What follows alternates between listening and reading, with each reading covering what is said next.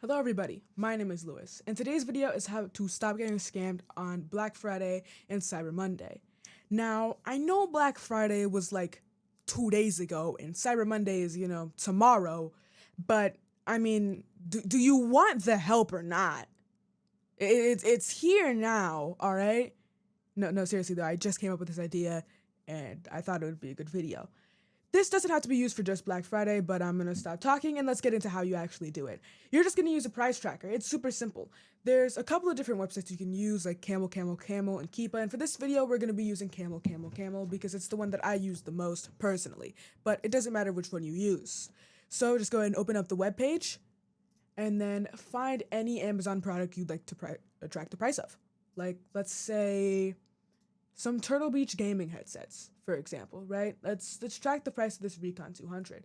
Just go ahead and copy the link over at the top, paste it into the search bar, and then you'll see the price history, and then you can actually see if this is the lowest it's ever been. So based off of this little chart here, this is for the lifetime of the product. As you can see, it's on all. You can change it to 1 year, but you can see this is actually the lowest it's ever been just by looking down here. You can see the lowest, highest, and current. This is actually the lowest it has ever been in its lifetime, so this would actually be the example of a good Black Friday deal. So why would you use this anyway? Some companies like to raise the price of their product before Black Friday and then drop it when Black Friday comes so that people think, wow, huge sale, when it's really just $2 off. So using a price tracker is a very good way to make sure that it is actually a good Black Friday deal and not just something that's the same price as before. Now, some other things have browser extensions, like Honey kind of has one. It's called Drop List.